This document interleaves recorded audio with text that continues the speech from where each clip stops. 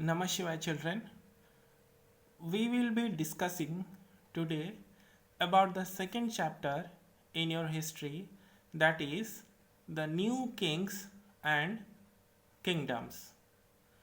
These new kings and kingdoms were founded between 7th to 12th centuries. We will discuss the new kings and kingdoms that were established between the 7th to 12th centuries. Now, look at the map here in your book. You will be seeing that this is the part of Indian subcontinent. Towards the towards this side, you will be seeing where I am moving my cursor. This is the western part. Here it is known as Pakistan. The towards the northern side it is Afghanistan. Towards the north eastern side it is Tibet. Then towards the southern side it is Sri Lanka. So this whole region comprises of Indian subcontinent. So what are the regions that comprises of Indian subcontinent? They are Pakistan, Afghanistan, Tibet and Sri Lanka. Now in this you will be seeing that there are a lot of small kingdoms that are started by some chieftains or some people who broke away from larger kingdoms, or they established their own kingdoms. They are the Chamanas, the Gurjara Pratiharas, the Paramaras, then Palas, then the Rashtrakutas in the Deccan, then the Kalinga Empire, then the Chalukyas in the eastern Godavari district, then the Cholas, then the Cheras and the Pandyas.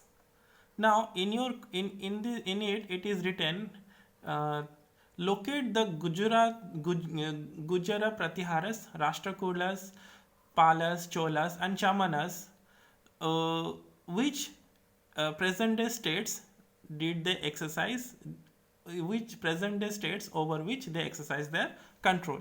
Now while going from the southern side, the Cheras, the present day they are in which state? They are in Kerala.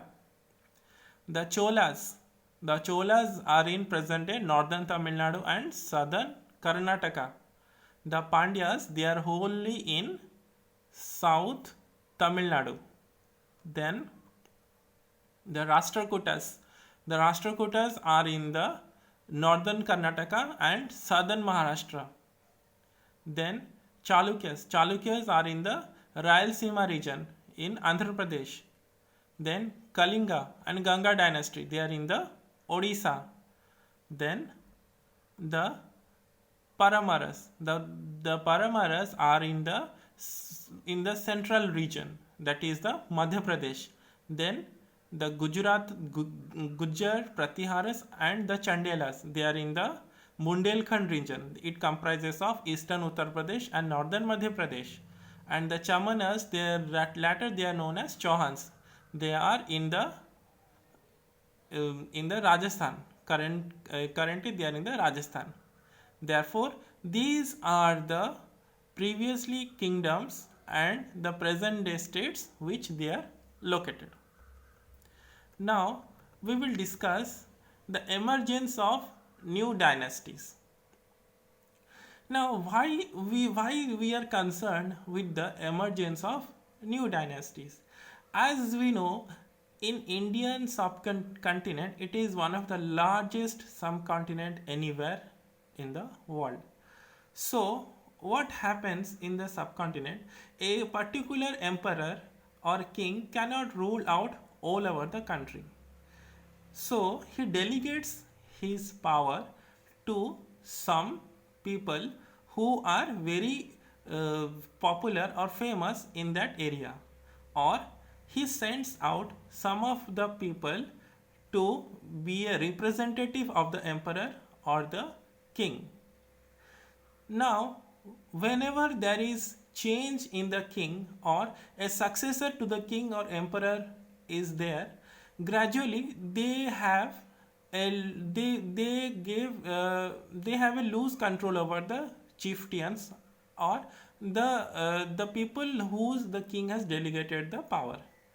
Now, what they do, these big landlords or warrior chiefs, they themselves declare themselves as kings or samantas.